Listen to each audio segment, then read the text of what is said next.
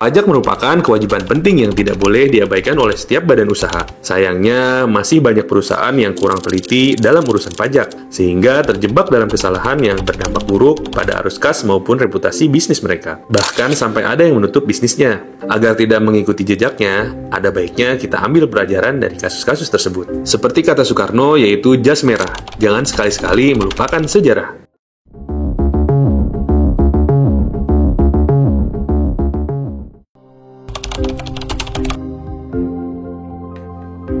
PT ASEAN Agri Group dan beberapa anak perusahaannya diduga melakukan penggelapan pajak.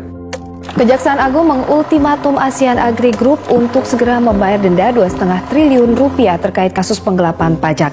Kasus ini melibatkan 14 perusahaan dalam grup tersebut yang diduga tidak membayar pajak dengan benar dan mengakibatkan kerugian negara sebesar 2,5 triliun rupiah. Kronologinya, anak-anak perusahaan ASEAN Agri kedapatan memanipulasi laporan keuangan. Mereka main transfer pricing dan bikin biaya-biaya fiktif buat ngurangin pajak.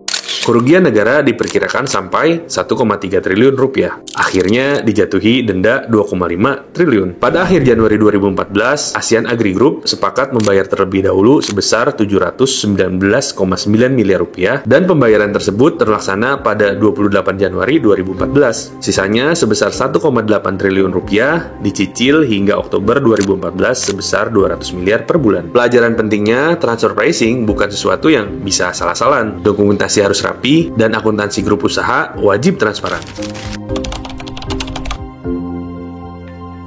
Lanjut ke pengusaha retail handphone, Albert Joseph Winata.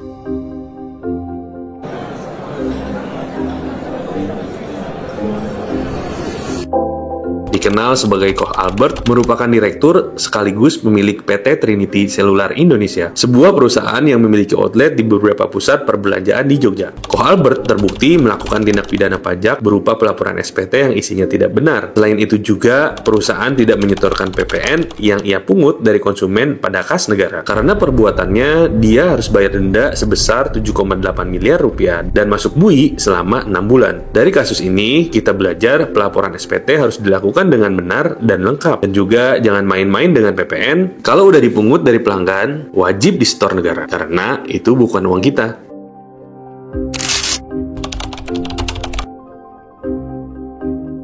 DPR mengkritik keras rencana pemerintah yang membuka peluang impor 2 juta sapi perah. Kebijakan pemblokiran rekening terhadap UD Pramono yang muncul di tengah wacana impor justru memicu ketidakpastian dan memperburuk situasi peternak lokal. Kasus UD Pramono yang sempat viral di tahun 2024. Kasusnya bermula dari usaha pengepul susu di Boyolali yang awalnya patuh pajak, namun pada 2021 tiba-tiba menerima tagihan pajak tahun 2018 sebesar 2 miliar rupiah yang kemudian dikoreksi jadi 671 juta rupiah. Pramono sempat membayar sebagian dan dianggap sudah menyelesaikan kewajibannya. Namun, pada 2024, muncul lagi tagihan yang sama disertai pemblokiran rekening usaha oleh DJP. Akibatnya, operasional terganggu dan ia nyaris menutup usaha yang melibatkan 1.300 peternak. Kasus ini menunjukkan pentingnya komunikasi proaktif, pencatatan pajak yang rapi, dan edukasi pajak bagi pelaku UMKM agar tidak terjebak dalam kebingungan administrasi pajak.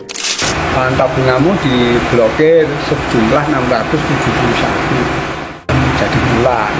Lah tahu-tahu dikabari tanggal 10 Oktober dari kantor Bank Mandiri itu, Pak, bahan tabunganmu diblokir sejumlah 671. Oh, apa iya, Mbak? Ya. Oh ya, nanti kalau saya coba nanti kalau uangnya sudah sampai itu bisa diambil atau enggak. Ternyata enggak bisa. Setelah enggak bisa, saya ke kantor pajak menyerahkan NPWP sama surat itu. Disuruh membawa kembali NPWP sama surat, nanti musyawarah. Nanti ngabari sama Mas Tawar. Setelah 1 minggu ngabari sama Mas Tawar, aturannya enggak bisa dirubah, ya seperti itu.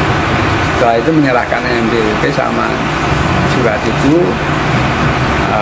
saya 1 minggu lagi saya mau try yang usaha sapi dagang susu gitu, karena saya tidak mampu, kebingungan. Dagang saja sudah urusannya sudah berat, ditambah kantor pajak yang tidak pernah selesai, tapi saya bingung. daripada berat semua, lebih baik saya menyerah. Dari semua cerita di atas, ada satu benang merah yang jelas. Ketidaktahuan dan ketidakpatuhan sama-sama berbahaya. Mau bisnisnya besar ataupun kecil, semua bisa kena kalau pajaknya nggak diurus dengan benar. Dan kadang yang bikin runyam bukan karena niat buruk, tapi karena nggak tahu aturannya. Kalau kamu pengusaha dan mulai bingung harus mulai dari mana, boleh banget subscribe channel ini dan nyalakan lonceng notifikasinya untuk informasi menarik soal bisnis dan perpajakan. See you in the next video. Bye-bye.